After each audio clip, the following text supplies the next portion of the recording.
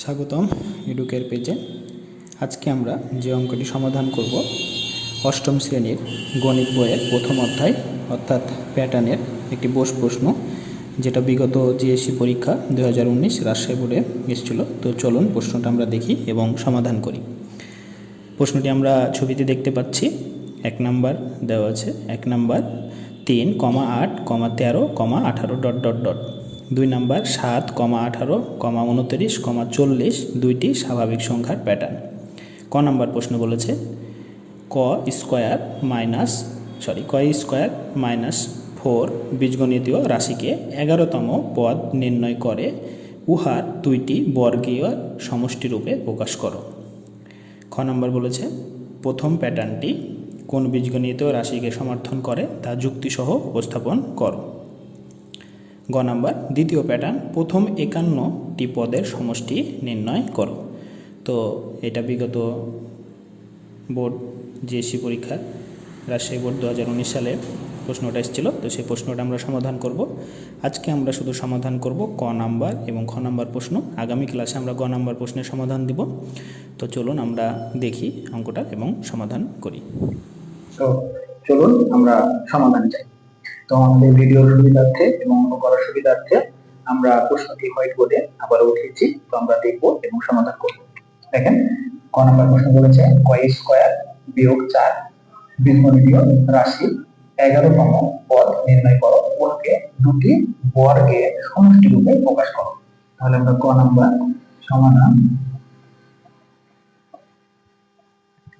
দেখেন। তাহলে ক স্কয়ার বিয়োগ 4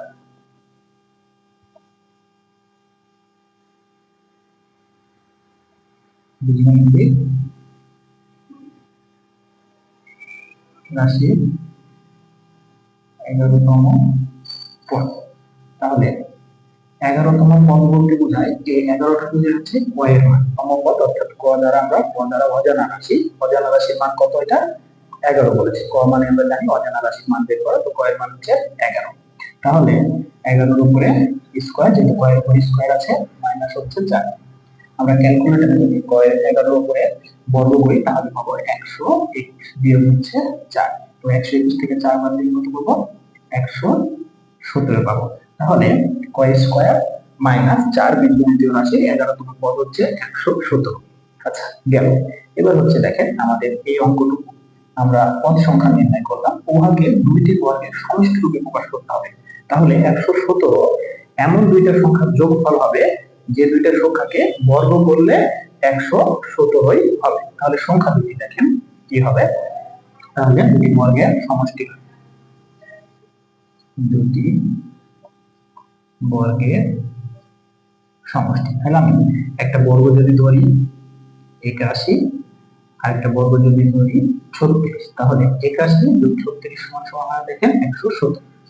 তাহলে আমরা 9 এর উপর স্কয়ার করলে হয় 81 এবং 6 এর উপর স্কয়ার করলে হয় 36। তাহলে দেখেন, 9 এর উপর স্কয়ার করলে হয় 81 এবং 6 এর উপর স্কয়ার করলে হয় 36। তাহলে 81 আর 36 যোগ করলে আমার হয় 117। তাহলে এটাই হচ্ছে আমাদের উত্তর। তো এই হচ্ছে আজকের ক নাম্বার অঙ্ক। আমরা খ নাম্বার অঙ্কে যাই। সমাধানটি দেখেন। খ নম্বরে আছে প্রথম প্যাটার্নটি কোন বীজগণিতীয় রাশিকে সমর্থন করে তা যুক্তি সহকারে উপস্থাপন করো। তাই প্রথম প্যাটার্নটি বোঝায়, যেমন প্রথম প্যাটার্নটি আসলে 3, 8, 13 এবং 18।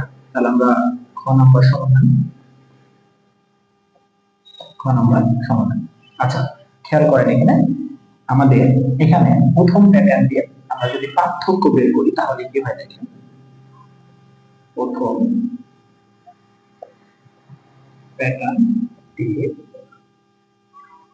পার্থক্য বের করার নিয়ম হচ্ছে কি, পরের পদ বিয়োগ হচ্ছে পূর্বের পদ। তাহলে আমি পরের পদ এখানে যদি 8 ধরি তাহলে পূর্বের পদ হচ্ছে 3। তাহলে পার্থক্য হবে 8 বিয়োগ হচ্ছে 3। তাহলে দেখেন আমরা পার্থক্য পেলাম কত? 5। তাহলে আমরা পার্থক্য পেলাম কত? 5। অর্থাৎ প্রথম প্যাটার্নটির আমরা পার্থক্য পেলাম 5। এখন আমাদের যেটা করতে হবে, এখানে প্রথম সংখ্যাটি কত আছে, অর্থাৎ আমাকে বের করতে বলেছে বীজগণিতীয় রাশিমান, অর্থাৎ অজানা যে রাশিটা, সেই রাশিটা কত হবে বা কাকে সমর্থন করে তা যুক্তি সহ উপস্থাপন করো। তো আমরা চলো এখানে প্রথম সংখ্যাটি আমার আছে 3। প্রথম সংখ্যা সমান সমান আছে 3। আমরা উদ্দীপকে দেখব প্রথম সংখ্যা সমান সমান 3। আমরা যেটা পার্থক্য পেয়েছি, পার্থক্য কত পেয়েছি? 5 পেয়েছি। খেয়াল করেন পার্থক্য কত পেলাম? 5। আর এখানে কততম সংখ্যা? প্রথম সংখ্যা। তাহলে আমরা 5 গুণিত দিব 1, কারণ কি কততম সংখ্যা বোঝায় হচ্ছে অজানা রাশি, তাহলে সেটা দিব 1। তাহলে আমরা 5 এর থেকে কত? 5। এখন 5 থেকে কত বাদ দিলে 3 হবে? 2 বাদ দিলে 3 হবে। 5 থেকে কত বাদ দিলে 3 হবে? 2 বাদ দিলে 3 হবে। এটা হলো প্রথম সংখ্যা। তারপরে দ্বিতীয় সংখ্যা,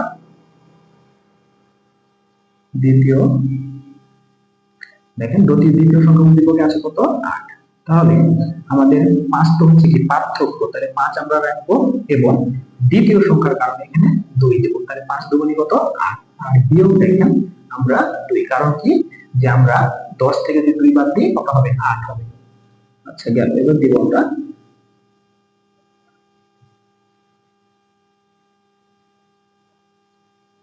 তৃতীয় সংখ্যা। তৃতীয় সংখ্যা কত আছে? 13। তাহলে আমরা পার্থক্য 5 আর তৃতীয় সংখ্যা মানে এখানে কত দিব? 3। তাহলে 3 পাচ্ছে 15। 15 থেকে আবার যদি 2 বাদ দিই তাহলে হচ্ছে কত? 13। এবার চতুর্থ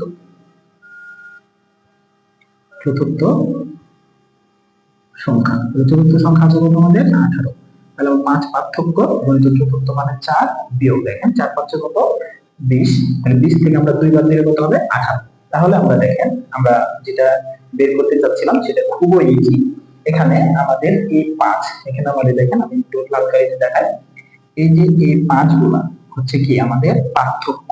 5 গুলা হচ্ছে পার্থক্য, এই 1 গুলা হচ্ছে আমার অজানা রাশি। তাহলে অজানা রাশিকে আমরা প্রকাশ করি কি দ্বারা? ক দ্বারা। আর এটা দেখেন আমরা কতটুকু মান কমবে বা বাড়বে তার পার্থক্যগুলো সবার কি এসছে? একই রকম আসছে। কি হচ্ছে? একই রকম। অর্থাৎ আমরা লিখতে পারি অজানা রাশিটি, অর্থাৎ আমরা লিখতে পারি রাশিটি অতএব রাশিটি হচ্ছে সমান সমান 5। এটা কি অজানা রাশি, তাহলে দিব কত? ক বিয়োগ আমরা কতটুকু সমপরিমাণ বাদ দিয়েছি? 2। তাহলে রাশিটি হচ্ছে 5 ক মাইনাস হচ্ছে 2। তাহলে এটা হচ্ছে দেখেন এটা আমাদের হচ্ছে প্যাটার্ন। এটা আমাদের কি? প্যাটার্ন। আমরা ক এর মান এখন কত বসাবো? ক এর মান যদি 1 বসাই, 2 বসাই, 3 বসাই, 4 বসাই, 5 বসাই, ডট ডট ডট যতদূর বসাবো ততদূর পর্যন্ত চলতে থাকবে। তাহলে আমরা লিখতে পারি যে উত্তরটা লিখছি এখন 5 ক বিয়োগ হচ্ছে 2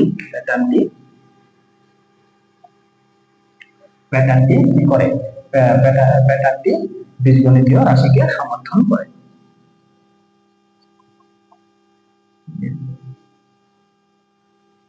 বীজগণিতীয়